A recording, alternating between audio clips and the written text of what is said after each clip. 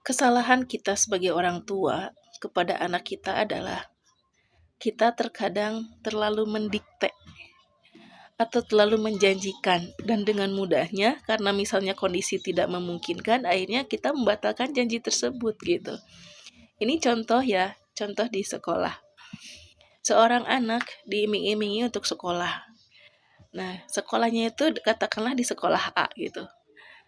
Kemudian setelah diskusi dengan sang ayah gitu, mengingat kondisi jarak, keuangan dan sebagainya, akhirnya pindahlah ke sekolah yang dekat. Tanpa dikasih tahu bahwa sekolah yang itu tuh ternyata begini kondisinya ke anak. Akhirnya anak dipaksa masuk ke sekolah yang dimaksud oleh si ayah. Anaknya ngamuk gitu, anaknya nggak mau sekolah, nangis aja minta ditungguin gitu kan ya. Kemudian ngobrol lah kami dari pihak sekolah kepada orang tersebut gitu ya. Kenapa ya gini, kenapa ya gitu. Alasannya di sekolahnya bosan, ininya gini gini gini gini, banyak keluhan. Saya bilang kepada orang tuanya, coba ajak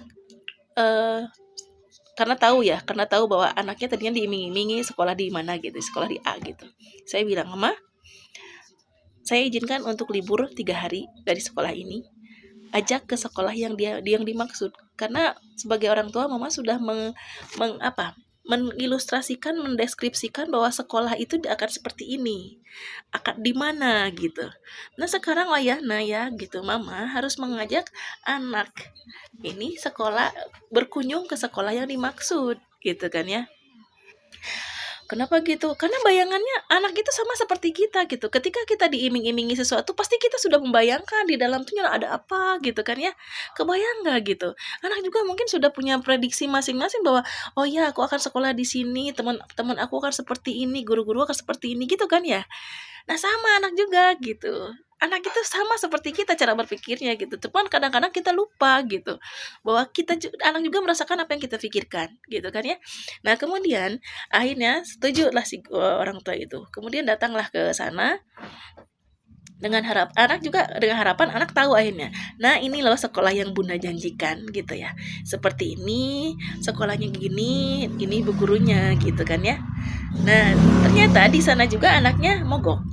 Karena mungkin dia juga jadi tahu, oh ternyata sekolahnya begini gitu. Nah kemudian pulanglah, kemudian si orang tuanya itu, si ibunya itu konsultasi kan, kemudian ngobrol lagi dengan saya di via chat gitu.